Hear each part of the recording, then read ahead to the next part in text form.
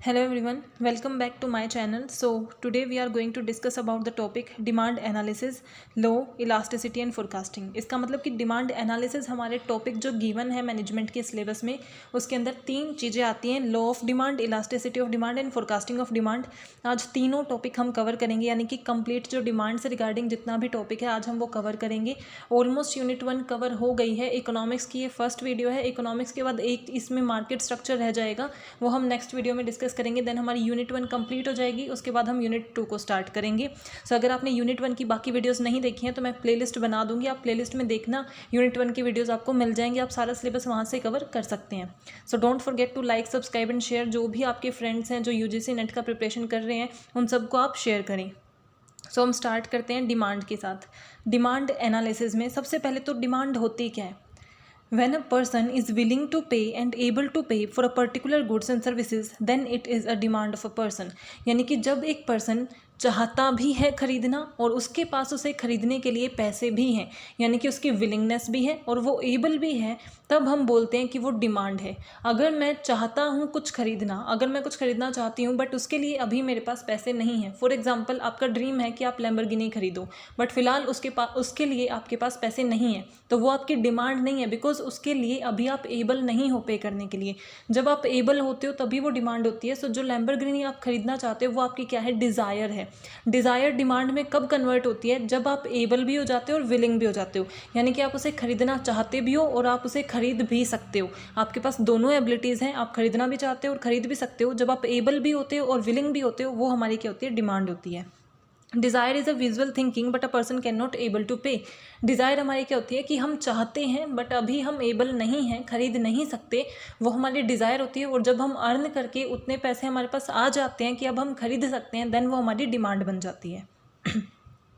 Demand is number of quantity that a person is able and willing to purchase on different prices of commodity on a particular point of time। एक particular point of time पे एक person कितनी quantities different prices पे bye कर सकता है, उसको हम क्या बोलते हैं? डिमांड।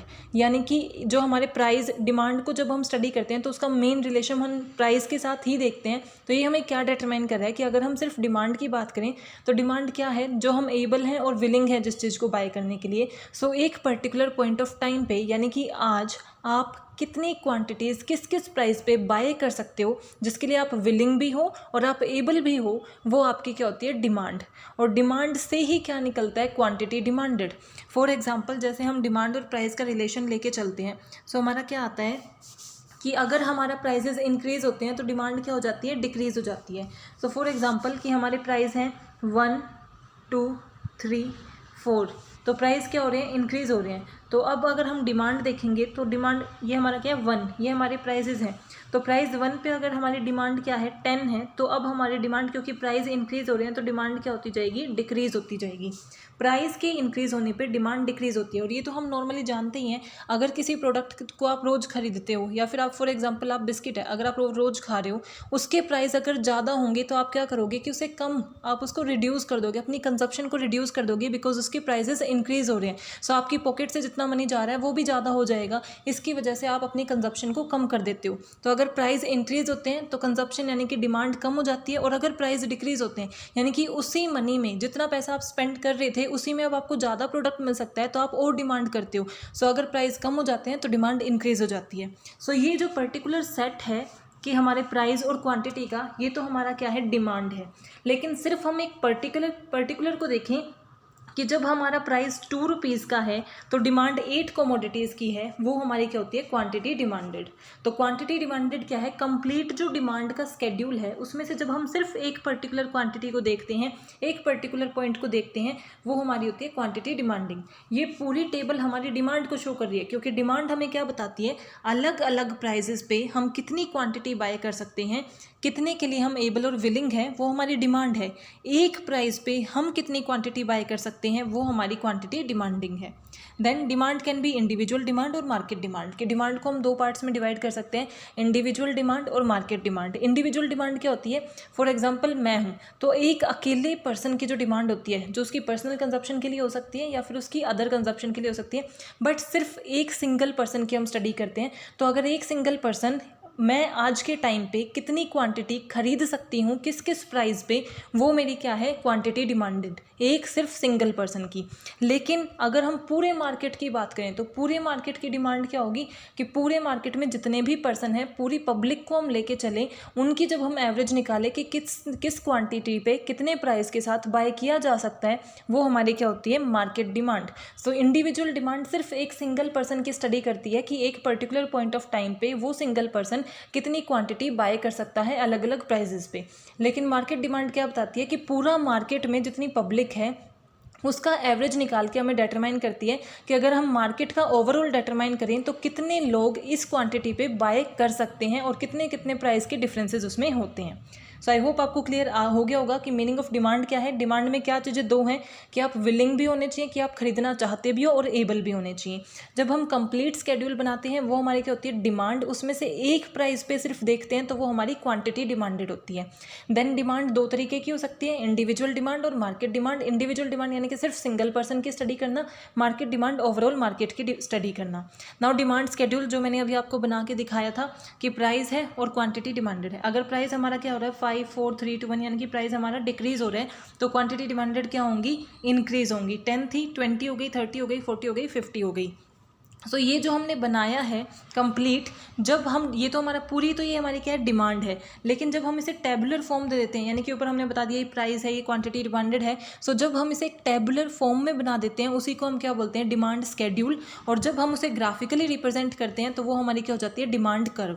सो डिमांड क्या है, जो हमें ये डिटरमाइन कर रही है कि एक पर्टिकुलर पॉइंट ऑफ टाइम पे हम कितनी क्वांटिटी डिफरेंट प्राइजेस पे बाय कर सकते हैं। अगर सिर्फ एक इंडिविजुअल की देखते हैं कि एक इंडिविजुअल एक पॉइंट ऑफ टाइम पे कितनी क्वांटिटी डिफरेंट प्राइजेस पे बाय कर सकता है तो वो इंडिविजुअल डिमांड। पूरे मार्केट की देखते हैं तो वो मार्केट डिमांड। डिमांड स्केड्यूल क्या हुआ कि जो प्राइस और क्वांटिटी डिमांडेड की रिलेशनशिप को हमें टेबुलर फॉर्म में शो करता है। और हमारी डिमांड कर्व क्या हुई, जो हमें ग्राफिकली रिप्रेजेंट करके बताती है। सो इधर हमने प्राइस रखे, फॉर एग्जाम्पल यहाँ हमारा प्राइस है, यहाँ 5 था तो हमारी डिमांड कितनी थी, यहाँ 10 थी। उसके बाद अगर प्राइस हमारे क्या हो गए 4 हो गए तो हमारी डिमांड उसके बाद इंक्रीज़ होती गई। तो देखो अगर हमारे प्राइस तो क्या हो रहे हैं, प्राइस तो डिक्रीज़ होते जा रहे हैं बट डिमांड हमारी इंक्रीज़ होती जा रही है। सो यही हमारा क्या है, रिलेशनशिप है कि हमारे प्राइस में और क्वांटिटी डिमांडेड में इन्वर्स रिलेशन होता है। अगर प्राइस इंक्रीज़ होते हैं तो डिमांड डिक्रीज़ होती है, अगर प्राइस डिक्रीज़ होते हैं तो डिमांड क्या होती है, इंक्रीज़ होती है।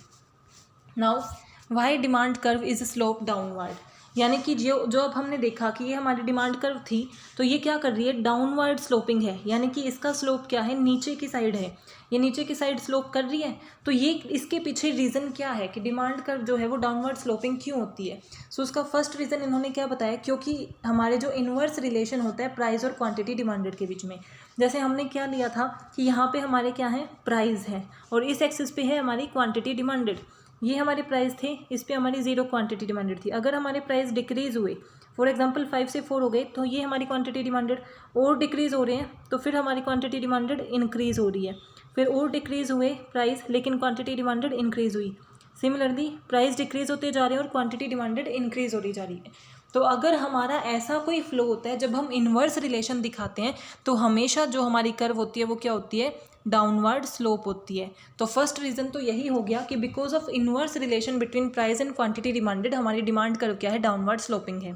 उसके अलावा क्या रीजंस होते हैं, ये बहुत इंपॉर्टेंट है, इसे आप मेंशन कर लें क्योंकि ऐसे क्वेश्चंस आपसे पूछे जाते हैं कि जब हमारी जो डिमांड कर्व है वो कब, इसके पीछे क्या रीज़न्स हैं। तो आपको 4 ऑप्शन दिए होंगे तो आपको आइडेंटिफाई करना होगा कि इनमें से कौन सा रीज़न नहीं है। तो जब आपको ये रीज़न्स पता होंगे कि किस वजह से हमारी डिमांड कर्व डाउनवर्ड स्लोप करती है तभी आप राइट चूज़ कर सकते हो। तो पहला तो यही हो गया कि इन्वर्स रिलेशन होता है प्राइस एंड क्वांटिटी डिमांडेड के बीच में। Then law of diminishing marginal utility, law of diminishing marginal utility हमें क्या कहता है कि ये हम नेक्स्ट अपनी वीडियो में स्टडी भी करेंगे, जो मार्केट स्ट्रक्चर पे आएगी उसमें ही हम यूटिलिटी एनालिसिस की भी स्टडी करेंगे। सो law of diminishing marginal utility का बस मीनिंग समझ लो कि एक प्रोडक्ट की एक ही टाइम पे अगर आप लगातार कंजप्शन करते हो तो उससे मिलने वाली जो सेटिस्फेक्शन है वो आपकी कम होती जाती है। फॉर एग्जांपल आपको क्रेविंग हुई कि आपको चॉकलेट खानी है, सो आप चॉकलेट खाने के लिए शॉप पे गए, आपने जब पहली चॉकलेट खाई बिकॉज आपको बहुत ज़्यादा क्रेविंग हो रही थी, तो ये हमारी क्वांटिटी और इससे ये हमारी सेटिस्फेक्शन मान लो या फिर यूटिलिटी मान लो। सो जब हम पहली चॉकलेट हमने खाई तो उससे हमें 100 सेटिस्फेक्शन हुई, यानी कि 100 अमाउंट की सेटिस्फेक्शन हुई। बट जैसे ही आपने सेकंड खाई उसी टाइम पे खानी है, अलग अलग टाइम पे खाते हैं बिकॉज एक आज खा रहे हैं कल खा रहे हैं तो सेटिस्फेक्शन सेम हो सकती है। अगर हम उसी टाइम दूसरी चॉकलेट खाते हैं तो हमारी सेटिस्फेक्शन कम होती है क्योंकि हमने पहले ही उसे खा लिया है। फिर थर्ड खाएंगे तो सेटिस्फेक्शन और कम होगी, फोर्थ खाएंगे तो सेटिस्फेक्शन और कम होगी। तो ये हमारी क्या है, law of diminishing marginal utility. यानी कि जो यूटिलिटी हमें प्रोडक्ट से मिलती है, जैसे जैसे हम उसकी कंजप्शन इंक्रीज करते हैं वैसे वैसे हमारी यूटिलिटी क्या होती रहती है, कम होती रहती है। और इस यूटिलिटी की वजह से ही हमारी जो डिमांड कर्व है वो भी, यानी कि ये जो लो है वो भी डिमांड कर्व के डाउनवर्ड स्लोपिंग में क्या करता है, इम्पैक्ट डालता है। बिकॉज डिमांड भी हमारी क्या होगी, अगर हमने एक चीज़ को कंज्यूम किया तो उसकी डिमांड ऑटोमेटिकली, हम अगर बार बार उसे कंज्यूम कर रहे हैं तो उससे यूटिलिटी कम मिलती जाएगी, कम मिलती जाएगी तो हम उसका कंजप्शन कम करते जाएंगे। अगर कंजप्शन हमारा कम हो जाता है, यानी कि हम कंज्यूम कम कर रहे हैं उस चीज़ को, तो हमारे जो सेलर्स हैं उनके लिए क्या हो जाएगा, लॉस हो सकता है, तो वो अपने प्राइस को इंक्रीज कर देते हैं। So law of diminishing marginal utility भी उसके अंदर कंट्रीब्यूट करते हैं। Then income effect. Income effect का मतलब क्या होता है, यहाँ पे हम रियल इनकम लेके चल रहे हैं। रियल इनकम क्या होती है, जो प्रोडक्ट की फॉर्म में होती है, आपको उतने ही पैसे में, फॉर एग्जांपल प्राइस कम हो गई, प्राइस कम होने पे क्वांटिटी डिमांडेड ज़्यादा होती है, उसका एग्जांपल हमें रियल इनकम डिफाइन कर रही है, यानी कि इनकम इफेक्ट से हमें पता चल रहा है। क्योंकि फॉर एग्जांपल आपके पास 100 रुपये थे, 100 रुपये में आप 10 बिस्किट लेके आते थे। अब बिस्किट के प्राइस क्या हो गए, 10 की बजाय अब 5 हो गई, 5 रुपये में आपको एक बिस्किट मिल रहा है। तो अब उसी 100 रुपये में आप 10 की बजाय कितने लेके आ सकते हो, 20 बिस्किट के पैकेट लेके आ सकते हो। तो इसका मतलब आपकी जो रियल इनकम है वो इंक्रीज़ हो गई। अगर आपकी रियल इनकम इंक्रीज़ होती है, यानी कि उसी अमाउंट में आप ज़्यादा परचेज कर पा रहे हो। देखो हमने क्या एग्जांपल लिया कि पहले बिस्किट का, एक बिस्किट का प्राइस कितना था, 10, तो 100 रुपये में आप कितने खरीद पाते थे, 10 बिस्किट आप परचेज कर पाते थे। अब एक बिस्किट का प्राइस हो गया 5, तो अब आप 100 रुपये में कितने, 100 रुपये तो आपके पास 100 ही है, तो आप कितने कर पाओगे, 20 कर पाओगे। यानी कि ये जो डिमांड है आपकी वो क्या हो जाती है, इंक्रीज हो जाती है। सो ये हमारे क्या थे, प्राइस थे। प्राइस जब 10 से 5 हुए तो आपकी डिमांड क्या हो गई, 10 से 20 हो गई। तो ये हमें बताता है कि इनकम इफेक्ट की वजह से हमारा इनकम इफेक्ट भी कंट्रीब्यूट करता है कि हमारा जो प्राइस है उससे क्वांटिटी डिमांडेड नेगेटिवली अफेक्ट करती है, और इसी वजह से जो डिमांड कर्व है वो डाउनवर्ड स्लोप करती है। डिमांड कर्व डाउनवर्ड स्लोप करती है, उसका मेन रीज़न यही है क्योंकि हम एक्स एक्सिस और वाई एक्सिस पे क्या लेके चलते हैं, हमारे एक्सिस पे तो प्राइस और क्वांटिटी डिमांडेड ही होती है ना। तो जो भी हमारे रीज़न हैं वो या तो प्राइस को इम्पैक्ट कर रहे होंगे या क्वांटिटी डिमांडेड को, ताकि उनकी जो डाउनवर्ड स्लोपिंग है वो हो सके। क्योंकि मेन रीज़न तो इन्वर्स रिलेशन ही है। ये इन्वर्स रिलेशन क्यों होता है, उसका पहला रीज़न था कि डिमिनिशिंग मार्जिनल यूटिलिटी की वजह से इन्वर्स रिलेशन होता है। सेकंड है इनकम इफेक्ट की वजह से भी इन्वर्स रिलेशन होता है, क्योंकि अगर रियल इनकम बढ़ती है इसका मतलब हम डिमांड इंक्रीज कर रहे हैं। Then substitution effect. Substitution effect क्या होता है कि सेम प्रोडक्ट के इफेक्ट की वजह से, फॉर एग्जाम्पल कि हमारे दो प्रोडक्ट हमने लिए, T and coffee. So T है एंड कॉफ़ी है। टी के प्राइस थे 10 और उसके प्राइस हो गए 8। कॉफ़ी के प्राइस थे 10 और 10। इसके प्राइस में कोई चेंज ना आने की वजह से भी इसके डिमांड में चेंज आ रहा है। वो क्यों हो रहा है, क्योंकि इसका जो सब्सटीट्यूट है उसके प्राइस कम हो गई। जो बिस्किट आप खाते हो, फॉर एग्जांपल जो भी बिस्किट आप खा रहे हो वो आपका आ रहा है 10 रुपये का। अगर वैसा ही बिस्किट जो उसका सब्सटीट्यूट है, यानी कि उसकी बजाय वो आप वो भी परचेज, दूसरे वाला बिस्किट भी परचेज कर लेते हो, अगर वो आपको सस्ता मिलेगा तो बहुत से कंज्यूमर उस बिस्किट को छोड़ के दूसरे प्रोडक्ट पे शिफ्ट हो जाएंगे, जिसकी वजह से हमारी उसकी डिमांड कम हो जाएगी। सो ये भी हमारा क्या है, इम्पैक्ट डालता है। यानी कि सब्सटीट्यूशन इफेक्ट भी अब क्या करते हैं, अब देखो टी के प्राइस कम हुए तो इसकी डिमांड तो इंक्रीज होनी ही थी, बट टी के प्राइस कम होने से कॉफ़ी की डिमांड भी कम हो रही है। वो भी हमारे किस चीज़ में कंट्रीब्यूट करता है, लॉ ऑफ डिमांड में, यानी कि वो डाउनवर्ड स्लोप करता है। सब्सटीट्यूशन इफेक्ट भी उसके अंदर कंट्रीब्यूट करता है, यानी कि जो हमारे सब्सटीट्यूट प्रोडक्ट हैं उनके प्राइजेज में भी अगर चेंज आता है तो उसके इम्पैक्ट हमारे ऊपर पड़ता है, जिसकी वजह से ये स्लोपिंग चेंज होती है। Then different use. अगर एक प्रोडक्ट है जिसके बहुत से यूज़ हैं, यानी कि फॉर एग्जांपल मिल्क है, उससे आप बहुत से यूज़ कर सकते हो, आप नॉर्मल ले सकते हो, उससे आप कोई प्रोडक्ट बना सकते हो, पनीर बना सकते हो, डिफरेंट चीज़ों में आप उसे यूज़ कर सकते हो। तो जिसके बहुत से यूज़ होते हैं, अगर उसका प्राइस इंक्रीज़ होते हैं तो हम क्या कर देते हैं, कुछ यूजेस को कम कर देते हैं। बट अगर एक चीज़ है उसका एक ही यूज़ है और वो हमें करना ही है, तो फिर हम उसे चेंज नहीं कर सकते। तो जो वैरायटी ऑफ यूजेस वाले प्रोडक्ट होते हैं, जिनकी बहुत सी वैरायटी, मतलब जगह जगह पे हम उसे यूज़ करते हैं, डिफरेंट वे में उसे यूज़ करते हैं, तो अगर उसके प्राइस बढ़ जाते हैं तो हम उसका यूज़ थोड़ा कम कर देते हैं। इसका मतलब अगर हमारे प्राइस उसके बढ़ गए तो हमारी क्वांटिटी डिमांडेड क्या हो जाती है, कम हो जाती है। सो ये जो हमारे रीजंस थे जो कंट्रीब्यूट करते हैं कि हमारे प्राइस इंक्रीज होने से क्वांटिटी डिमांडेड डिक्रीज हो जाती है, तो उसके मेन रीजंस उसके पीछे क्या है, law of diminishing marginal utility. ये नेम आपको क्लियर होने चाहिए, टिप्स पे होने चाहिए। क्या है law of diminishing marginal utility, income effect, substitution effect and different use. Now factor determining demand, कौन कौन से फैक्टर हैं जो डेटरमाइन करते हैं कि हमारी डिमांड कितनी होगी। मेन जो लॉ ऑफ डिमांड में हम किसे कंसिडर करते हैं, प्राइस को। बाकी सबको हम क्या मान के चलते हैं कि ये बाकी सब हमारे कांस्टेंट हैं, कि इनमें कोई चेंज नहीं आ रहा है, और हम प्राइस और क्वांटिटी डिमांडेड के अंदर चेंज देख लेते हैं। बट ओवरऑल हमारी डिमांड कितने फैक्टर से इफेक्ट होती है, प्राइस से, कि प्राइस इंक्रीज डिक्रीज होगा तो क्वांटिटी डिमांडेड में चेंज आएगा। इनकम, कि हमारे पास कितने रुपए हैं, अगर आपके पास पैसे ज़्यादा होंगे तो आपकी डिमांड ज़्यादा होगी, अगर आपके पास पैसे कम होंगे तो आपकी डिमांड कम होगी। अब ये दो केस में होता है, normal goods and inferior goods. जब आपके नॉर्मल गुड्स होते हैं, यानी कि जैसे जो नेसेसिटी के हैं, डेली रिक्वायरमेंट के जो गुड्स हैं, तो वो नॉर्मल गुड्स में अगर आपकी इनकम इंक्रीज होती है, नॉर्मल गुड्स में अगर आपकी इनकम जो है वो इंक्रीज़ हुई तो आपकी क्वांटिटी डिमांडेड भी क्या होगी, इंक्रीज़ होगी, क्योंकि अगर आपके पास पैसे ज़्यादा हैं तो आप ज़्यादा खरीद सकते हो। बट इन्फीरियर गुड्स यानी कि जिनकी क्वालिटी बहुत कम है, लेकिन पहले आपके पास पैसे नहीं थे, इसीलिए आपको क्या करनी पड़ती थी, वो प्रोडक्ट खरीदने पड़ते थे। बट अब आपकी क्या हो गई, इनकम इंक्रीज़ हो गई। तो जो इन्फीरियर गुड्स हैं, या फिर ग्रिफिन भी बोल सकते हैं इन्हें, जो ग्रिफिन गुड्स हैं, अब हमें ये लगेगा कि अब हम पुअर क्वालिटी के क्यों लें, जिनकी क्वालिटी अच्छी नहीं है। अगर हमारी इंक्रीज़ हो जाती है इनकम, तो ग्रिफिन गुड्स यानी कि पुअर क्वालिटी गुड्स की हमारी जो कंजप्शन है वो कम हो जाती है। सो नॉर्मल गुड्स में पॉजिटिवली रिलेट करता है एंड ग्रिफिन गुड में नेगेटिवली रिलेट करता है इनकम।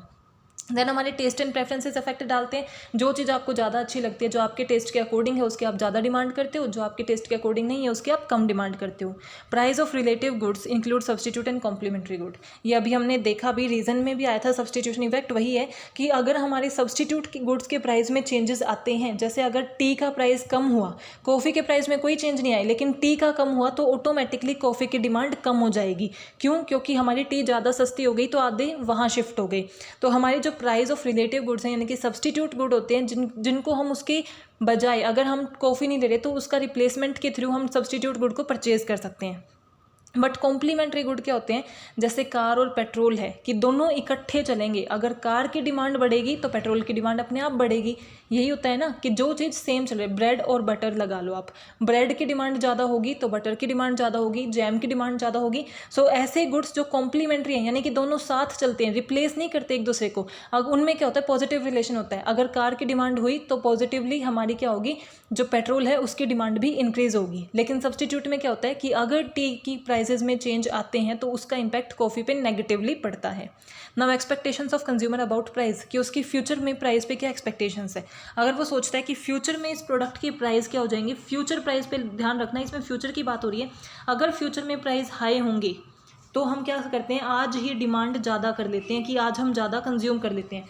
फ्यूचर में अगर प्राइस की एक्सपेक्टेशंस हमारी ज़्यादा हैं तो आज हम ज़्यादा कंज्यूम करके रखते हैं, कि अभी ले लेते हैं, बाद में हम अपने पैसे सेव करेंगे, क्योंकि बाद में इसके प्राइस जो हैं वो बहुत बढ़ने वाले हैं। अगर हमें लगता है फ्यूचर में जो प्राइस है वो कम होने वाले हैं, तो आज की डिमांड हमारी क्या होगी, कम होगी। यानी कि फ्यूचर प्राइस पे क्या एक्सपेक्टेशंस है उससे भी हमारी डिमांड पे फ़र्क पड़ता है। एडवर्टाइजमेंट कितनी है, जितनी ज़्यादा एक प्रोडक्ट की एडवर्टाइजमेंट होती है ना, उतनी ज़्यादा अवेयरनेस फैलती है, उतने ज़्यादा लोगों को पता चलता है कि ऐसा भी कोई प्रोडक्ट है। जितनी ज़्यादा अवेयरनेस होगी उतने ज़्यादा हमारे कंज्यूमर्स होंगे, तो एडवर्टाइजमेंट से भी हमारी डिमांड अफेक्ट होती है। ग्रोथ ऑफ पॉपुलेशन, जितनी ज़्यादा पॉपुलेशन उतनी ज़्यादा डिमांड। अगर पॉपुलेशन ज़्यादा है तो डिमांड भी ज़्यादा होगी, क्योंकि सबकी नीड को फुलफिल करना पड़ेगा। Distribution of income in a society, अगर इक्वल डिस्ट्रीब्यूशन है तो डिमांड ज़्यादा होगी, क्योंकि सब परचेज कर सकेंगे। बट अनइक्वल डिस्ट्रीब्यूशन है कि बहुत, या तो कुछ लोग बहुत ज़्यादा ही अमीर हैं और कुछ लोग बहुत ज़्यादा ही गरीब हैं, तो वो तो परचेज कर ही नहीं पाएंगे। जो सिर्फ अमीर हैं वो परचेज कर पाएंगे लग्जीरियस को। सो इसमें क्या होगी कि अगर इक्वल डिस्ट्रीब्यूशन होता है तो सब ज़्यादा डिमांड होती है, अगर अनइक्वल डिस्ट्रीब्यूशन है तो डिमांड हमारी कम होती है। नाउ लॉ ऑफ डिमांड, ये मैं ऑलरेडी बता चुकी हूँ बट मैं रिपीट कर रही हूँ कि लॉ ऑफ डिमांड क्या होता है। लॉ ऑफ डिमांड हमें ये डिफाइन करता है कि अगर हम बाकी सभी फैक्टर्स को कांस्टेंट रखें और सिर्फ प्राइस और क्वांटिटी डिमांडेड को देखें तो उनके बीच में नेगेटिव रिलेशन होता है, इन्वर्स रिलेशन होता है। When other factor remain constant, कौन से फैक्टर जो अभी हमने डिस्कस किए हैं, income, taste preferences, price of relative goods, expectations, advertisement, इन सब को हम कांस्टेंट मान लें और सिर्फ हमारे जो प्राइस पे फोकस करें तब जो हमें रिलेशनशिप शो होती है कि अगर प्राइस इंक्रीज़ होते हैं तो क्वांटिटी डिमांडेड डिक्रीज़ होती है, और प्राइस अगर डिक्रीज़ होते हैं तो क्वांटिटी डिमांडेड इंक्रीज़ होती है, उसी को हम क्या बोलते हैं, law of demand. So law of demand हमें क्या बताते हैं, that there is a inverse relationship between price and quantity demanded, कि प्राइस और क्वांटिटी डिमांडेड में क्या है, इनवर्स और नेगेटिव रिलेशन है। प्राइस इज इंडिपेंडेंट फैक्टर, यानी कि प्राइस जो है वो इंडिपेंडेंट फैक्टर है and quantity demanded dependent factor है। इसका मतलब प्राइस के चेंज होने में, प्राइस के कम या ज़्यादा होने की वजह से क्वांटिटी डिमांडेड पे अफेक्ट होता है, ना कि क्वांटिटी डिमांडेड के ज़्यादा कम होने की वजह से। सो प्राइस हमारा क्या है, ये इंडिपेंडेंट फैक्टर है और ये डिपेंडेंट फैक्टर है। प्राइस पे हमारी क्वांटिटी डिमांडेड डिपेंड करती है, अदर थिंग्स रिमेन कांस्टेंट, कि बाकी सभी फैक्टर्स कांस्टेंट रहेंगे, और एक पर्टिकुलर पॉइंट ऑफ टाइम पे ही हम डिस्कस कर रहे हैं लॉ ऑफ डिमांड को। नाउ एक्सेप्शंस, कहाँ पे हमारा लॉ ऑफ डिमांड अप्लाई नहीं होता। एक्सेप्शन का मतलब क्या होता है, जहाँ पे प्राइस के इंक्रीज होने के बावजूद भी क्वांटिटी डिमांडेड इंक्रीज होगी, या प्राइस कम होंगे फिर भी क्वांटिटी डिमांडेड कम होगी। ये जो हमारा इन्वर्स रूल है हमारे, यानी कि हमारे नॉर्मल लॉ ऑफ डिमांड तो ऐसा नहीं है, तो ये इन्वर्स कब होगा, वो हमारे होते हैं एक्सेप्शंस। तो ये किस केस में होते हैं, एक तो वेबलन, यानी कि बहुत लग्जीरियस गुड्स हैं, जैसे कि जो गुच्ची के प्रोडक्ट होते हैं, एप्पल के प्रोडक्ट होते हैं, ये क्या है, बहुत ब्रांडेड क्वालिटी प्रोडक्ट हैं, लग्जीरियस गुड्स हैं। तो डायमंड, फॉर एग्जांपल हमने डायमंड लिया, तो जो लोग डायमंड खरीदते हैं, अगर डायमंड का प्राइस ज़्यादा होगा तब भी वो खरीदेंगे, क्योंकि वो तो है ही लग्जीरियस प्रोडक्ट। सो जो लोग लेविश लाइफस्टाइल जीना चाहते हैं, उनकी तो डिमांड ही ये है ना कि ज़्यादा, जितने ज़्यादा पैसे की प्रोडक्ट होगा उतना ज़्यादा वो खरीदना पसंद करेंगे। सो वेबलन गुड्स में ऐसा होता है इग्नोरेंस, यानी कि जो ऐसे हमारे कंज्यूमर्स होते हैं जो प्राइसेस पे ही अटेंशन ही नहीं देते कि कितने प्राइस हैं, उनसे कोई इफेक्ट ही नहीं पड़ता उन्हें। तो जो इग्नोरेंस करते हैं, जो इग्नोर करते हैं हमारे प्राइजेस को, जिनके लिए प्राइस उतने मैटर नहीं करते, उस टाइम पे भी हमारा लॉ ऑफ डिमांड अप्लाई नहीं होता। देन नेसेसिटी, जो हमारी बेसिक रिक्वायरमेंट है, फॉर एग्जांपल अगर हमें सोल्ट चाहिए, सोल्ट हमारा बेसिक रिक्वायर्ड है, बिकॉज हमें किसी ना किसी तरीके से डेली यूज़ में सोल्ट की रिक्वायरमेंट होती है। तो अगर इसके प्राइस चाहे ज़्यादा हो या कम हो, हम कंजप्शन तो करते ही करते हैं। या फिर वाटर हो गया, जो जिस चीज़ का जो बेसिक रिक्वायरमेंट है आपकी, यानी कि वो आपको अपनी लाइफ के लिए चाहिए ही, तो अगर उसके प्राइस चाहे ज़्यादा हो या कम हो, हम उसकी कंजप्शन करेंगे, हम उसकी डिमांड में फ़र्क नहीं ला सकते। बहुत ही मिनिमल, यानी कि बहुत छोटा उसमें चेंज होता है, तो वो हमारे क्या है, एक्सेप्शन में आ जाता है, यानी कि वो भी, उस पर भी लॉ ऑफ डिमांड अप्लाई नहीं हो पा रहा। Then expectations of rise and fall in future, अभी मैंने बताया था कि अगर हम फ्यूचर में सोचते हैं कि प्राइस इंक्रीज़ होंगे कि फ्यूचर में, तो आज हमारी क्वांटिटी डिमांडेड क्या होती है, ज़्यादा होती है, यानी कि प्राइस इंक्रीज फिर भी क्वांटिटी डिमांडेड, बिकॉज ये हमारे क्या है, एक्सपेक्टेशंस हैं। तो जब हमारी एक्सपेक्टेशंस होती हैं तब भी हमारा क्या होता है, लॉ ऑफ डिमांड अप्लाई नहीं हो रहा, क्योंकि ये तो इन्वर्स रिलेशन हो रहा है। कमोडिटी विद स्पेशल ब्रांड, यानी कि आप एक पर्टिकुलर ब्रांड की बात करो, अगर आपको ब्रांडेड प्रोडक्ट खरीदने हैं, गुच्ची है, एलवी है, ये सब है, तो इनके अगर आप खरीदते हो, अगर आपको कार में ब्रांडेड प्रोडक्ट खरीदने, ब्रांडेड कार लेनी है, यानी कि जिसका बहुत अच्छा नाम है, जैगुआर है, मर्सिडीज़ है, तो उसके ऊपर आपको पैसे स्पेंड करने पड़ेंगे। तो उस टाइम पे भी हमारा लॉ ऑफ डिमांड अप्लाई नहीं होता। ऐसा तो है नहीं कि पोर्श के क्या होंगे, जो हमारी क्वांटिटी डिमांडेड तब बढ़ेगी जब उसके प्राइस कम होंगे, ऐसा नहीं होता। जो क्वांटिटी होती है या फिर जो ब्रांडेड प्रोडक्ट होते हैं, उनके प्राइस हाई होते हैं, फिर भी उनकी परचेजिंग होती है। वॉर और इमरजेंसी, यानी कि वॉर के टाइम पे, इमरजेंसी के टाइम पे ऐसा हो जाता है क्योंकि हमारे पास सामान कम होता है, तो हमें सबको, क्योंकि वॉर के टाइम पे आप उतना काम नहीं कर पाते, अगर फाइट चल रहे हैं, कन्फ्लिक्ट चल रहे हैं, तो आपको बस अपनी बेसिक रिक्वायरमेंट पूरी करनी होती है। तो उस टाइम पे आपको जिस भी प्राइस पे मिलते हैं आप खरीद लेते हो। इन्फीरियर गुड मैंने अभी बताया, बिकॉज अगर इन्फीरियर गुड है, जो क्वालिटी में अच्छे नहीं है, उसके प्राइस अगर आपके कम हो जाते हैं, तो भी आप क्या सोचते हो कि अब मैं नॉर्मल गुड्स पे शिफ्ट हो जाऊँ, ना कि मैं इन्फीरियर या पुअर क्वालिटी को ही कंज्यूम करता रहूं। और small part of total expenditure, इसका मतलब कि जो आप पूरा एक्सपेंडिचर कर रहे हो, अगर आपके पास 10,000 रुपये हैं और पूरा प्रोडक्ट जो आपको स्पेंड करना है उस पर 10 रुपये से वो 12 रुपये का हो गया, तो आपको वो ज़्यादा फर्क नहीं पड़ेगा, क्योंकि आपका टोटल एक्सपेंडिचर का अमाउंट बहुत ज़्यादा है, और ये जो आप खरीद रहे हो वो सिर्फ 10 और 15 रुपये की बात है। तो आप ये सोचते हो कि इतना इम्पैक्ट नहीं डाल रहा, तो वो भी आपके एक्सेप्शंस में आ जाता है। नाउ जब हमारी डिमांड चेंज कब होती है, सो हमारी डिमांड में दो तरीके के चेंजेस हो सकते हैं, या तो उसमें मूवमेंट हो सकती है या फिर उसमें कम्प्लीटली चेंज होता है।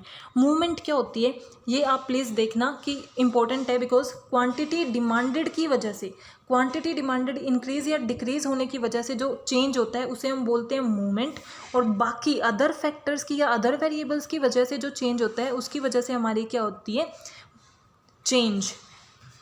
सो ये हमारी क्या है, अब मूवमेंट क्या है, फॉर एग्जाम्पल आपका प्राइस था ₹10 और आपकी क्वांटिटी डिमांडेड थी 55। अब प्राइस क्या हो गया, 10 से 12 हो गई। अब हमारे अगर हम अपने लॉ ऑफ डिमांड को देखें तो प्राइस इंक्रीज होते हैं तो क्वांटिटी डिमांडेड क्या हो जाती है, डिक्रीज, है ना।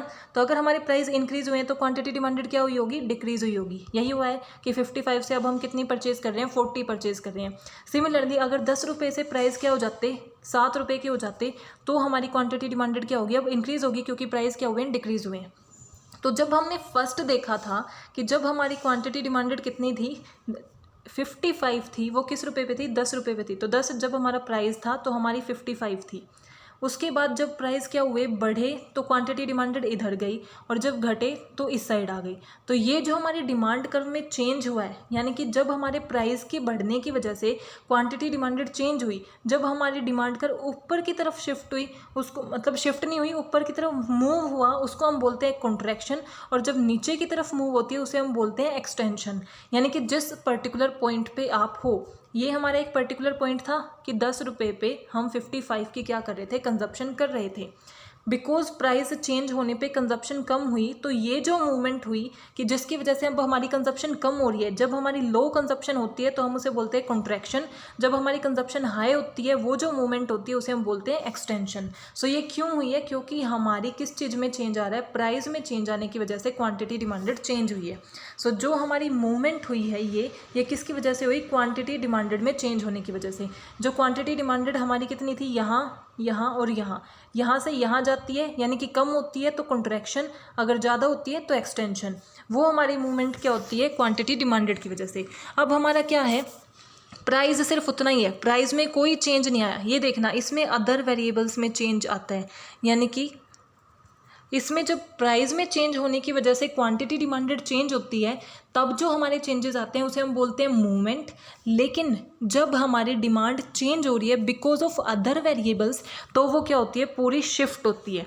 यानी कि सिर्फ उसी पे, अब देखो यहाँ तो हमारी डिमांड कर्व जहाँ थी वहीं रह गई, ना तो ऊपर गई ना नीचे गई, बस उसमें मूवमेंट हुई। लेकिन इसमें हमारी क्या होती है, वो शिफ्ट हो जाती है। यानी कि ये हमारी डिमांड कर्व थी, फॉर एग्जांपल ये हमारे 10 रुपीज़ हैं और यहाँ हम इतनी क्वांटिटी परचेज़ कर रहे हैं। लेकिन हमारे जो सब्सटीट्यूट गुड हैं, यानी कि ये हम टी का लेके चलते हैं, तो कॉफ़ी के क्या हो गए, प्राइस बढ़ गए। अगर कॉफ़ी के प्राइस बढ़ेंगे तो टी की कंजप्शन क्या हो जाएगी, ज़्यादा हो जाएगी, क्योंकि सब्सटीट्यूट गुड महंगा हो गया, तो आगे आधे कस्टमर्स हमारे पास आएंगे, हमारे पास खरीदने आएंगे, टी का कंजप्शन करने आएंगे। तो कॉफ़ी की प्राइस बढ़ने की वजह से टी की कंजप्शन क्या होगी, बढ़ जाएगी। प्राइस में कोई चेंज नहीं आ रहा, टी के प्राइस उतने के उतने ही है, बट टी की कंजप्शन क्या हो रही है, इंक्रीज हो रही है। तो डिमांड कर्व यहाँ से अब क्या हो जाएगी, शिफ्ट हो जाएगी ऊपर की तरफ, यानी कि उसी प्राइस पे कंजप्शन ज़्यादा हो रही है। तो इसको हम क्या बोलते हैं, अपवर्ड शिफ्ट। ये हमारा क्या है, अपवर्ड शिफ्ट। सिमिलरली अगर हमारे कॉफ़ी के प्राइस कम हो जाते, कॉफ़ी सस्ती हो जाती, तो आधे जो लोग टी को कंज्यूम करते थे अब वो कॉफ़ी पे शिफ्ट हो जाते। तो इसकी वजह से हमारी क्वांटिटी डिमांडेड क्या हो जाती, डिक्रीज हो जाती। तो जब हमारी जो डिमांड कर्व है वो नीचे की तरफ शिफ्ट होती है, उसको हम बोलते हैं डाउनवर्ड शिफ्ट। तो आई होप आपको क्लियर हुआ होगा कि हमारी जो डिमांड कर्व है उसमें दो तरीके से चेंज हो सकते हैं, एक तो मूवमेंट, एक शिफ्टिंग। मूवमेंट क्या होता है, जब प्राइस की वजह से हमारी क्वांटिटी डिमांडेड में चेंज आता है तब हमारी क्या होती है, मूवमेंट होती है। अगर क्वांटिटी डिमांडेड इंक्रीज होती है तो एक्सटेंशन, डिक्रीज होती है तो कॉन्ट्रैक्शन। अगर हमारा प्राइस क्या है, कांस्टेंट है, यानी कि उसमें कोई चेंज नहीं आ रहा, उसमें कोई चेंज नहीं, अदर फैक्टर्स जो हमने कांस्टेंट रखे थे उनमें चेंज आने की वजह से जब क्वांटिटी डिमांडेड इंक्रीज या डिक्रीज होती है तो हमारी कंप्लीट डिमांड कर्व शिफ्ट होती है, उसको हम क्या बोलते हैं, शिफ्टिंग ऑफ डिमांड कर्व। और वो क्या हो सकती है, अपवर्ड शिफ्ट हो सकती है और डाउनवर्ड शिफ्ट हो सकती है। अगर आपको समझ आ गया हो तो please like, subscribe and share. अगर आपको कोई डाउट भी है तो कमेंट सेक्शन में मेंशन करें, मैं उसे क्लियर करने का पूरा ट्राई करूँगी। नाउ अभी तक हमने क्या क्या डिस्कस कर लिया कि डिमांड होती क्या है, लॉ ऑफ डिमांड क्या है, उसके फीचर्स क्या हैं, देन इलास्टिसिटी ऑफ डिमांड। अब लॉ ऑफ डिमांड हमें क्या डिटरमाइन कर रहा है कि अगर हमारे प्राइस इंक्रीज हो रहे हैं तो हमारी क्वान्टिटी डिमांडेड कम होगी। पर क्या उन्होंने ये बताया कि किस प्रपोर्शन में होगा, कितने प्राइस इंक्रीज होने पर कितनी क्वान्टिटी डिक्रीज होगी, वो हमें वो डिग्री नहीं बताते, वो प्रोपोर्शन नहीं बताते। इसीलिए हम किस चीज़ की स्टडी करते हैं, इलास्टिसिटी ऑफ डिमांड की, क्योंकि इलास्टिसिटी ऑफ डिमांड हमें मेज़र करके देता है कि कितने प्राइस के इंक्रीज होने पर क्वांटिटी में कितना चेंज आएगा, यानी कि पूरा एग्जैक्ट जो प्रोपोर्शन हमें बताता है वो हमारी क्या है, इलास्टिसिटी ऑफ डिमांड। अब इलास्टिसिटी ऑफ डिमांड मेज़र करती है degree of change in the commodity quantity demanded कि एक कमोडिटी की क्वांटिटी डिमांडेड में कितना चेंज आता है बाकी फैक्टर्स में चेंज होने के लिए। सो बाकी फैक्टर्स में हमारा क्या क्या आ सकता है कि प्राइस में चेंज होने से हमारी क्वांटिटी डिमांडेड में कितना चेंज आया, इनकम में चेंज होने से प्राइस हमारी क्वांटिटी डिमांडेड में कितना चेंज आया, और क्रॉस इलास्टिसिटी यानी कि सब्सटीट्यूट और जो हमारे रिलेटेड गुड होते हैं उनके प्राइजेस में चेंज होने से हमारी क्वांटिटी डिमांडेड पे कितना चेंज आया।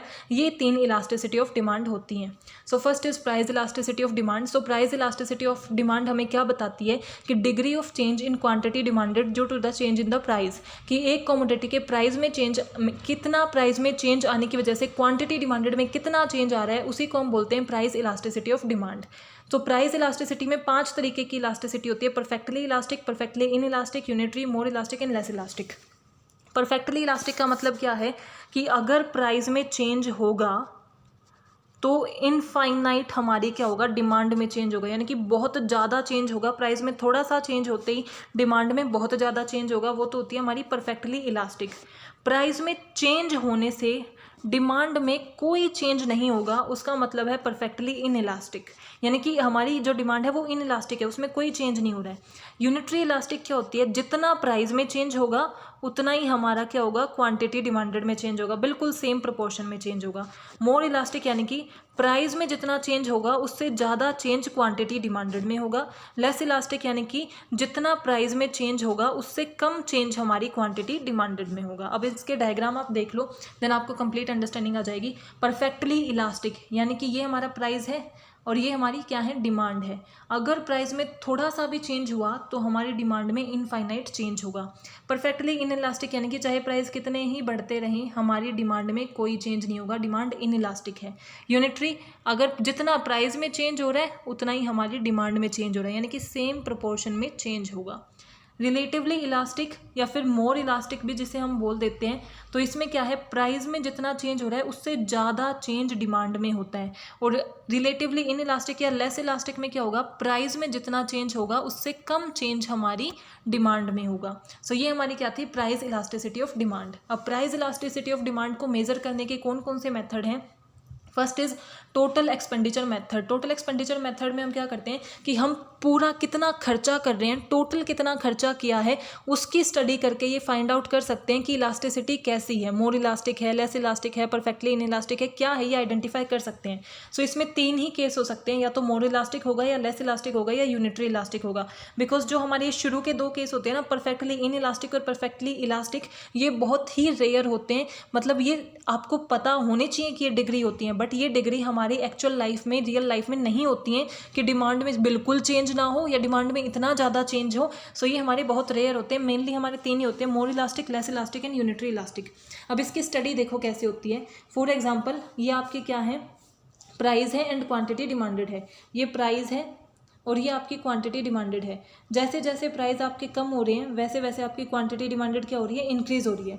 टोटल एक्सपेंडिचर हम कैसे निकालते हैं, प्राइस को जब हम क्वांटिटी डिमांडेड पे मल्टीप्लाई कर देते हैं तो हमारा टोटल एक्सपेंडिचर आ गया कि 10 रुपये की थी, 1 यूनिट ली तो 10, देन 18, 24, ये हमारी टोटल एक्सपेंडिचर है।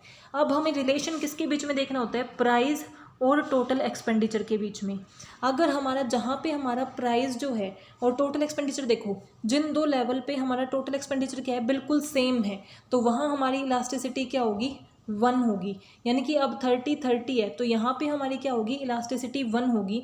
यहाँ हमारे क्या हो रहे हैं, देखो प्राइस तो डिक्रीज़ हो रहे हैं बट टोटल एक्सपेंडिचर भी क्या हो रहा है, डिक्रीज़ हो रहा है। तो यहाँ हमारी क्या है, पॉजिटिव रिलेशन है। जब प्राइस भी डिक्रीज़ हो रहे हो और टोटल एक्सपेंडिचर भी डिक्रीज़ हो रहा हो, प्राइस भी डिक्रीज़ हो रहे हैं एंड टोटल एक्सपेंडिचर भी डिक्रीज़ हो रहा है, मतलब पॉजिटिव रिलेशन हो, तो आप सिंपली बोल देना कि वो क्या है, हमारी जो डिमांड है वो लेस इलास्टिक है। अगर प्राइस के डिक्रीज़ होने पे फिर भी हमारा टोटल एक्सपेंडिचर क्या हो रहा है, इंक्रीज़ हो रहा है, तो वो हमारी क्या है, मोर इलास्टिक है। तो इसका सिंपल सा फंडा है कि सबसे पहले आपने टोटल एक्सपेंडिचर निकाल लिया। अगर हमारा टोटल एक्सपेंडिचर 2 यूनिट का सेम है उस टाइम पे तो हमारी क्या हो जाती है, 1 आ जाती है, सिंपल। जब हमारा टोटल एक्सपेंडिचर सेम है तो वो हमारी क्या होती है, इलास्टिसिटी वहाँ पे हमारी 1 होती है।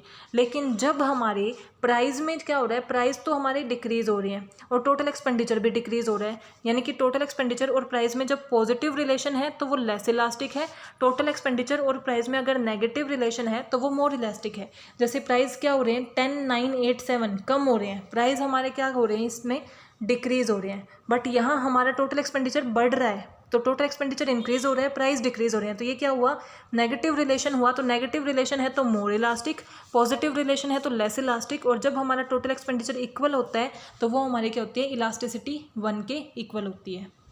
सो आई होप आपको क्लियर हुआ होगा कि क्या होता है total expenditure method. Total expenditure method में हम हमारा जो एक्सपेंडिचर है और प्राइस है उनके बीच में रिलेशन देखते हैं एंड देन आइडेंटिफाई करते हैं कि हमारी कितनी इलास्टिसिटी है।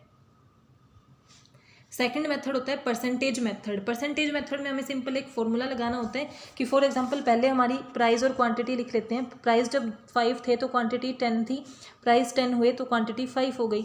सिंपल हमारा मेथड है कि ये हमारा क्या हुआ, अब इस फॉर्मूले में हम उसे पुट कर देंगे। चेंज इन क्वांटिटी, क्वांटिटी में कितना चेंज आया है, 5 चेंज आया है। प्राइस में भी कितना चेंज आया है, 5 का ही चेंज आया है।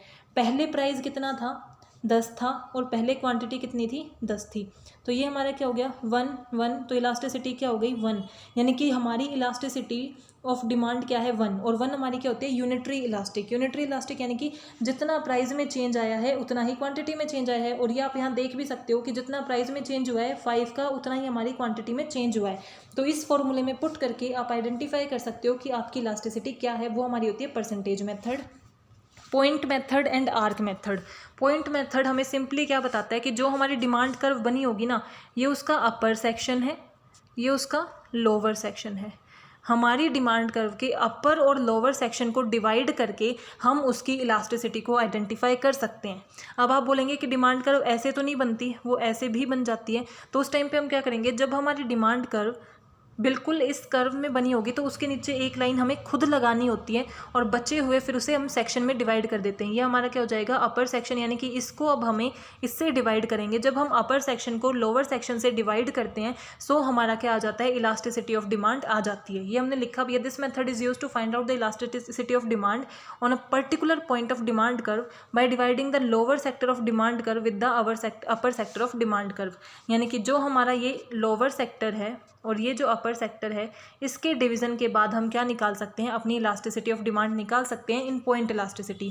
आर्क इलास्टिसिटी और पॉइंट इलास्टिसिटी में इतना ही डिफरेंस है, जैसे इसमें तो हमने इस सेक्टर को लिया और इस सेक्टर को लिया। इसमें हम क्या लेते हैं कि दो जो चेंज आ रहे हैं, यानी कि क्वांटिटी डिमांडेड और प्राइस में, फॉर एग्जाम्पल हमने जो लिया था कि प्राइस 5 थे 10 हो गई, और ये हमारी क्वांटिटी डिमांडेड 5 थी और 10 हो गई बिकॉज प्राइस में चेंज आई।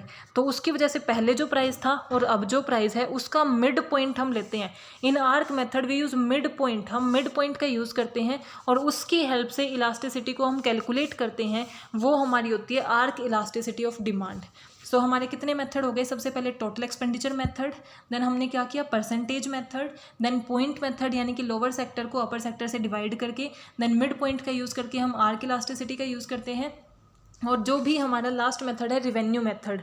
रिवेन्यू मेथड क्या होता है, जिसके अंदर आपने जो आपके रिवेन्यू चैप्टर है उसकी जो, इसका बस फॉर्मूला आपको पता होना चाहिए कि जो आपकी एवरेज रिवेन्यू है उसको जब आप डिवाइड करते हो average revenue minus marginal revenue से, तो आपकी इलास्टिसिटी ऑफ डिमांड आ जाती है।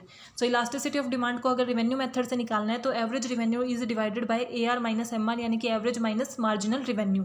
एवरेज रिवेन्यू क्या होती है कि टोटल आपकी जो रिवेन्यू हुई है उसको हम जब Q से डिवाइड कर देते हैं तो वो एवरेज रिवेन्यू होती है। और मार्जिनल रिवेन्यू होती है, एक यूनिट सेल करने पर आपको मान लो 100 की रिवेन्यू हुई, तो दूसरी यूनिट सेल करने पर आपको जो 200 की हो रही है, यानी कि दूसरी नेक्स्ट यूनिट पर आने से जो डिफरेंस आ रहा है 100 रुपीज़ का, 100 से अब हम 200 पे पहुंच रहे हैं, तो वो होती है हमारी मार्जिनल रिवेन्यू, यानी कि नेक्स्ट यूनिट को सेल करने पे हमें कितना बेनिफिट हुआ, वो हमारी मार्जिनल रिवेन्यू है। सो हमारे कितने मेथड हो गए, सबसे पहले हमारा total expenditure method, percentage method, point method, arc method and revenue method. अब जो हमारा पॉइंट मेथड था ना, उसकी एक आइडेंटिफिकेशन भी होती है और ये मोस्ट इंपॉर्टेंट भी, आपसे पूछा भी जा सकता है ऐसे सिंपली कि जो जहाँ पे हमारे पॉइंट होगा ना, जो हमारा बिल्कुल एक लोअर सेक्टर बोला था हमने और एक अपर सेक्टर बोला था, राइट। तो ये हमारा अपर पोर्शन था और ये हमारा लोअर पोर्शन था। तो जहाँ पे हमारा वो सेम, यानी कि जो मिड पॉइंट होता है वहाँ पे हमारी इलास्टिसिटी 1 होती है। लोअर के टाइम हमारी इलास्टिसिटी लेस देन, हमारी इलास्टिसिटी जो होगी वो हमारी क्या होगी, लेस देन 1 होगी। एंड अपर के टाइम हमारी इलास्टिसिटी मोर देन 1 होती है। ये सिंपली आपको डायग्राम से पता होना चाहिए कि आपकी इलास्टिसिटी कैसी होती है। नाउ डेटर्मिनेंट्स ऑफ प्राइस इलास्टिसिटी, यानी कि आपकी प्राइस इलास्टिसिटी किस किस चीज़ के ऊपर डिपेंड करती है। नेचर ऑफ कमोडिटी, अगर नेसेसरी गुड्स हैं तो आप लेस इलास्टिक हो गए, यानी कि उसमें आपकी प्राइस चेंज होने पे इतना इंपैक्ट नहीं आएगा, फिर भी उसे परचेज करोगे, बट लग्जरी गुड होंगे तो आप क्या सोचोगे, बाद में परचेज कर लेंगे। सो उसमें हम प्राइस इलास्टिसिटी, ज़्यादा इलास्टिसिटी होती है। अवेलेबिलिटी ऑफ सब्सटीट्यूट, जो चीज़ आप खरीद रहे हो उसके प्राइस में चेंज हुए और आपके पास सब्सटीट्यूट अवेलेबल है, तो अगर सब्सटीट्यूट अवेलेबल है तो हम क्या होंगे, मोर इलास्टिक होंगे, यानी कि हमारी डिमांड में ज़्यादा चेंज आएगा। लेकिन अगर हमारे पास कोई और ऑप्शन है ही नहीं तो हमें उसी को परचेज करना पड़ेगा, तो हम लेस इलास्टिक होंगे। वैरायटी ऑफ यूजेस, अगर यूजेस उसके ज़्यादा हैं तो हम उसका कंजप्शन कम कर देंगे। तो जब वैरायटी है हमारे पास तो हमारी मोर इलास्टिक होंगे, लेकिन वैरायटी है ही नहीं, एक ही चीज़ के लिए उसे यूज़ कर रहे हैं तो हमें उसे यूज़ करना ही पड़ेगा, तो हम उसमें कुछ चेंज नहीं कर सकते, चाहे प्राइस में कोई भी चेंज आए तो हमें उसे खरीदना पड़ेगा, तो लेस इलास्टिक होगा। पोस्टपोनमेंट ऑफ यूज़, अगर हम उस जो खरीद रहे हैं उस चीज़ को पोस्टपोन कर सकते हैं, अगर कर सकते हैं तो इसका मतलब मोर इलास्टिक है कि हमारी डिमांड में ज़्यादा चेंज आ रहा है, बट अगर नहीं कर सकते तो लेस इलास्टिक है। रेंज ऑफ प्राइजेस, अगर उस पर बहुत ज़्यादा प्राइस, उसकी जो प्राइस है वो बहुत बिग अमाउंट की है, यानी कि जो सामान आप खरीद रहे हो 50-60 हज़ार का है, 60 हज़ार का आना चाहिए था, अब 80 हज़ार का आ रहा है, तो बहुत ज़्यादा रेंज ऑफ प्राइस में डिफरेंस है, तो आप क्या होगे, मोर इलास्टिक होगे कि नहीं मैं परचेज नहीं कर रहा, आपकी चेंज होगी। बट अगर वो 50 हज़ार का आना था, अब 50,500 का आ रहा है, तो आप सोचोगे ले लेते हैं, 500 का ही तो डिफरेंस है। तो रेंज ऑफ प्राइजेस अगर स्मॉल होता है तो आप लेस इलास्टिक होते हो, अगर लार्ज होता है तो आप मोर इलास्टिक होते हो। Then proportion of income spend, यानी कि आप अपनी इनकम का कितना प्रोपोर्शन स्पेंड कर रहे हो। अगर आपकी इनकम 10,000 है और आपको उस पर 5 या 6,000 स्पेंड करने हैं, तो यानी कि एक अच्छा खासा प्रोपोर्शन आप स्पेंड कर रहे हो, तो आप मोर इलास्टिक होगे, क्योंकि आप सोचोगे कि मुझे स्पेंड करना चाहिए या नहीं। बट अगर आप सिर्फ 100-200 रुपये स्पेंड कर रहे हो अपनी इनकम का, सिर्फ 1 या 2% स्पेंड कर रहे हो, तो आपको ज़्यादा फर्क नहीं पड़ेगा, तो उस टाइम पे आप क्या होगे, लेस इलास्टिक। मोर इलास्टिक का मतलब तो समझ रहे हो ना, मोर इलास्टिक यानी कि आपके डिमांड में ज़्यादा चेंज आएगा, लेस इलास्टिक यानी कि आपके ज़्यादा चेंज नहीं आएगा। हैबिट एंड फैशन, अगर उस चीज़ को कंज्यूम करना आपकी हैबिट बन चुकी है तो आपके कितने ही प्राइस हो जाएं आप उसमें कंज्यूम करते रहोगे, तो यानी कि जब आपकी हैबिट होती है तब आप क्या करते हो, लेस इलास्टिक होते हो। लेकिन अगर वो आपकी हैबिचुअल नहीं है, आप जब चाहो उसे छोड़ सकते हो, तो आप मोर इलास्टिक होगी। टाइम फैक्टर, अगर आपको उसे खरीदने के लिए आपके पास इनफ टाइम है तो आप उसमें मोर इलास्टिक होगे, लेकिन आपको इमीडिएटली परचेज करना है, इमरजेंसी है, तो आप लेस इलास्टिक होगी। क्लासेस ऑफ बायर, बहुत ज़्यादा रिच और बहुत ज़्यादा पुअर होते हैं ना, वो हमारे क्या होते हैं, लेस इलास्टिक होते हैं, क्योंकि उन्हें फ़र्क नहीं पड़ता। बहुत ज़्यादा रिच है वो कितने ही रुपए का खरीद लेंगे, और जो बहुत पुअर है उनको फ़र्क ही नहीं पड़ेगा, क्योंकि उन्हें खरीदना ही नहीं। जो मिडिल क्लास होती है वो हमारी मोर इलास्टिक होती है।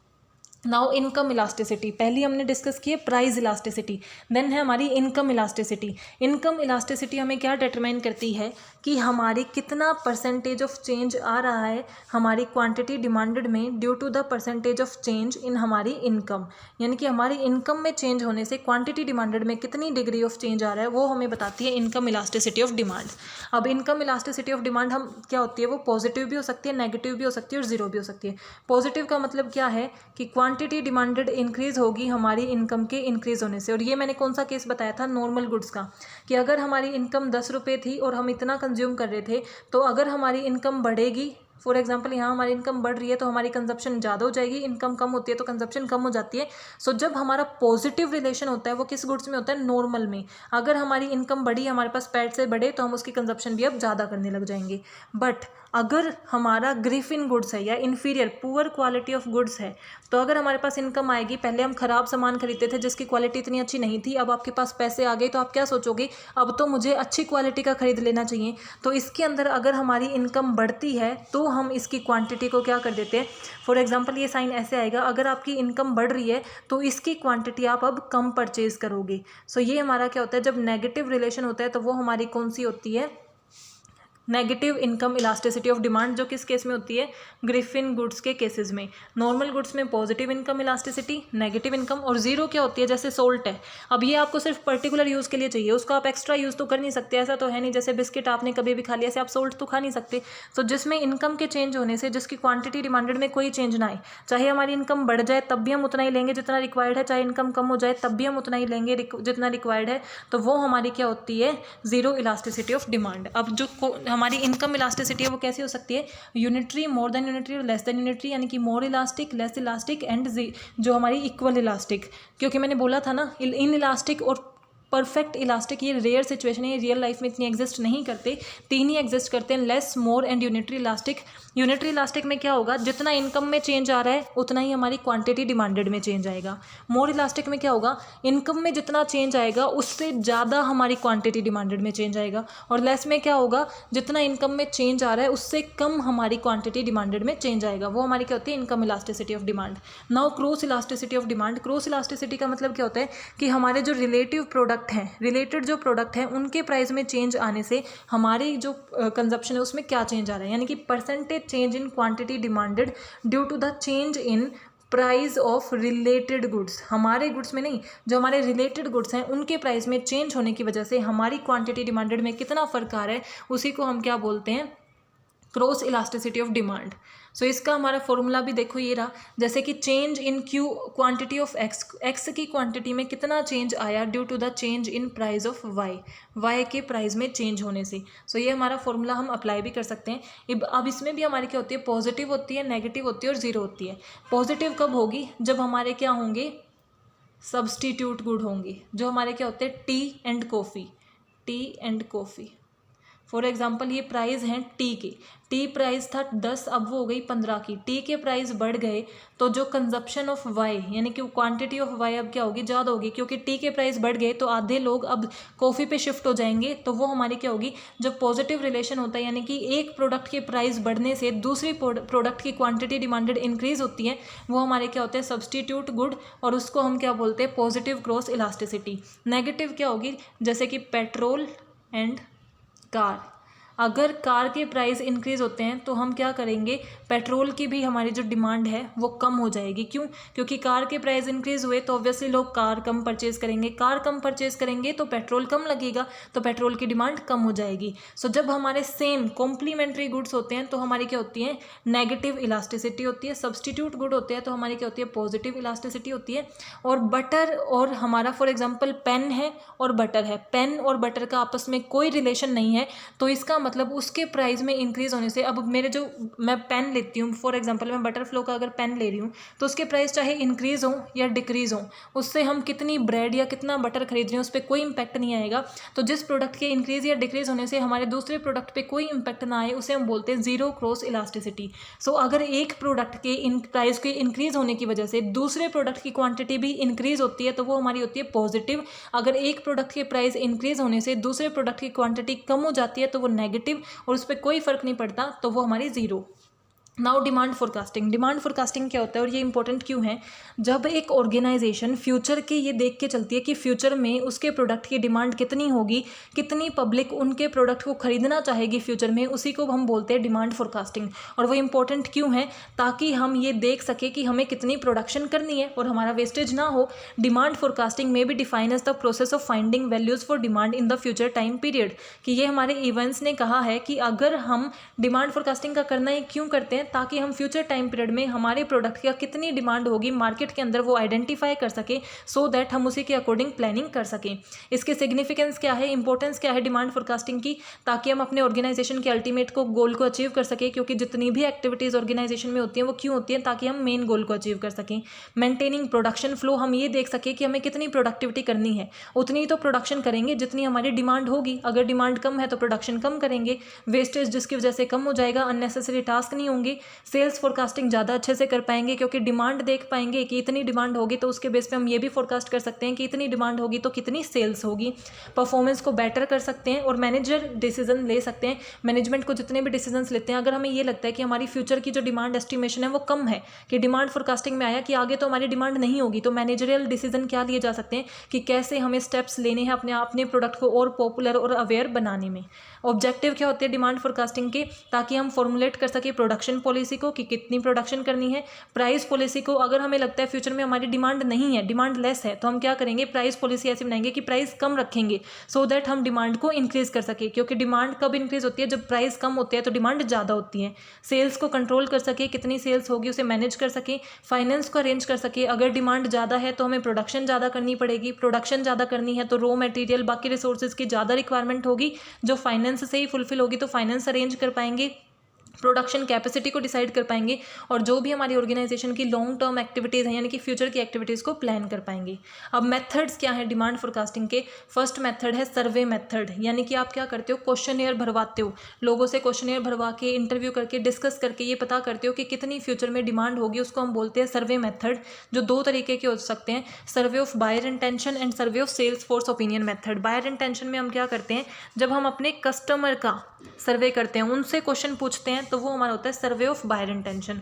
अब वो क्या होते हैं, सेंसस भी हो सकते हैं, सैंपल सेंसस, यानी कि सारे 100% जितने भी कस्टमर्स हैं सबसे जब हम क्वेश्चन आंसर करते हैं और उनसे जो रिस्पॉन्स लेते हैं उसके ऊपर स्टडी करके फोरकास्टिंग करते हैं, वो तो हमारा होता है सेंसस मेथड। और सैंपल मेथड क्या है कि फॉर एग्जांपल ये सब हमारे क्या हैं, कस्टमर्स हैं, अगर इन सब की स्टडी हम कर रहे हैं तो वो सेंसस मेथड है। और इसकी बजाय हमने सिर्फ इसका एक सैंपल सेलेक्ट कर लिया जो पूरे इसको पॉपुलेशन को रिप्रेजेंट करेगा, जो भी हमारे इस सैंपल का रिजल्ट आएगा वो पूरे को रिप्रेजेंट करेगा, तो वो हमारा क्या होता है, sample method.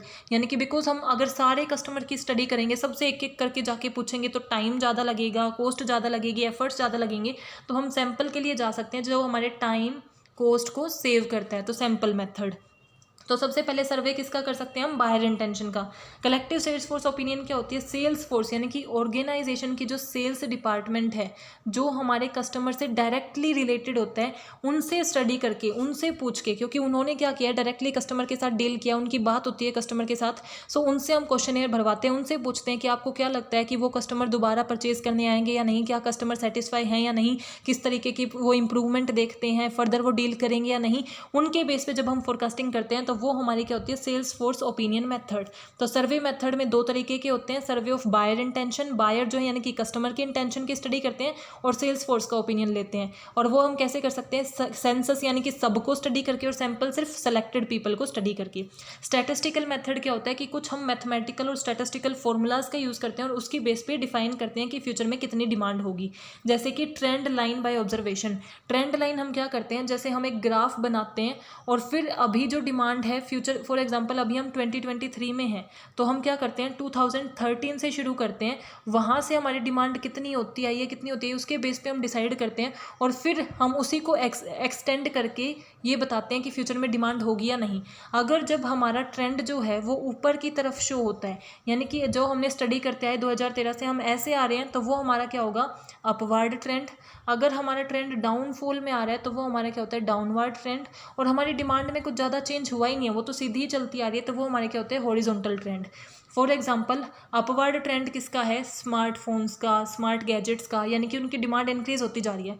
But radio television इनका क्या है, डाउनवर्ड ट्रेंड है, यानी कि उनकी वो कम होती जा रही है। और नेसेसिटी प्रोडक्ट है जैसे कि सोल्ट वगैरह है, इनका क्या है, नॉर्मल रहा है, क्योंकि ये तो हम नॉर्मली कंज्यूम करते हैं, तो horizontal trend.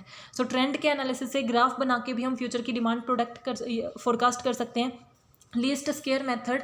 Least square method क्या होता है, y is equal to a plus b x, यानी कि y हमारा क्या है, डिपेंडेंट फैक्टर है, और ये हमारा क्या है, इंडिपेंडेंट फैक्टर है। y जो है वो x पे डिपेंड करता है, और y हमारी क्या हुई, डिमांड। डिमांड किस चीज़ पे डिपेंड करती है कि उनका टेस्ट एंड प्रेफरेंसेस कैसा है, बहुत से फैक्टर पे डिपेंड करती है। तो उन सब फैक्टर की स्टडी करके, उन सभी फैक्टर्स की हम स्टडी करते हैं और फिर आइडेंटिफाई करते हैं कि कौन सा प्रोडक्ट हमें खरीदना है या फिर वो कितना बेचा जाएगा, तो वो हमारा होता है लीस्ट स्क्वायर मेथड, यानी कि इंडिपेंडेंट और डिपेंडेंट फैक्टर की स्टडी करके आप डिटरमाइन करते हो। Moving average method. Moving average में आपका क्या होता है कि जैसे 3 ईयर्स, 5 ईयर्स, 7 ईयर्स, इन सब का डाटा कलेक्ट करके आप 3 ईयर मूविंग एवरेज निकाल सकते हो, 5 ईयर निकाल सकते हो, 7 ईयर निकाल सकते हो। सो वो आपकी मर्जी होती है आपको कैसे निकालना है, बट सारे जो ईयर्स हैं उन सब के डाटा को इकट्ठा करके उनकी एवरेज निकाल के जब आप फ्यूचर को फोरकास्ट करते हो कि इसमें जितनी भी हमारी डिमांड रही थी उसके बेस पे ही हम फ्यूचर को फोरकास्ट करते हैं, वो हमारी होती है moving average method. Time series analysis. इसके अंदर जो हमारी पास्ट हिस्टोरिकल टाइम का डाटा है उसे सिस्टमैटिक मैनर में स्टडी किया जाता है कि इतने टाइम से क्या डिफरेंस आया है, और फिर हम देखते हैं कि अब आगे क्या डिफरेंस आ सकता है, उसके बेस पे डिमांड फोरकास्टिंग करना। Exponential smoothing. एक्सपोनेंशियल स्मूथिंग क्या होता है, जैसे टाइम सीरीज में तो हम अगर 2015 से लेके आज तक का सारा डाटा लेते हैं तो सभी डाटा को सेम वेट यानी कि सेम इंपॉर्टेंस दी जाती है, सबके एवरेज को सेम इंपॉर्टेंस दी जाती है। बट एक्सपोनेंशियल स्मूथिंग क्या करेगा, जो रीसेंट का डाटा होगा, फॉर एग्जांपल 2021 बाइस इनके डाटा को ज़्यादा इंपॉर्टेंस देगा कि या अब जो ट्रेंड आ रहा है आगे वो ज़्यादा चलेगा। ये नहीं देखेगा कि 2015 में कितना इंपॉर्टेंट था, वो देखेगा कि लेटेस्ट क्या ट्रेंड चल रहा है, 2021-22 में हमारी डिमांड कितनी थी, वो ज़्यादा इन्फ्लुएंस करेगी फोरकास्टिंग को। तो जब हम रिसेंट ट्रेंड को ज़्यादा इंपॉर्टेंट देते हैं वो हमारी क्या होती है एक्सपोनेंशियल स्मूथिंग, ताकि हम डिटरमाइन कर सकें रिसेंट के बेस पे, यानी कि रिसेंटली हमारी कैसी डिमांड रही है वैसे ही हमारी फ्यूचर में रहेगी, वो हमारी होती है एक्सपोनेंशियल स्मूथिंग। इसके अलावा हम कोरिलेशन, रिग्रेशन या अदर स्टैटिस्टिकल मेथड्स का भी यूज़ कर सकते हैं डिटरमाइन करने के लिए डिमांड को। I hope you are clear with this topic. If you have any doubt please mention in comment section and don't forget to like, subscribe and share my channel. Thank you. Keep supporting.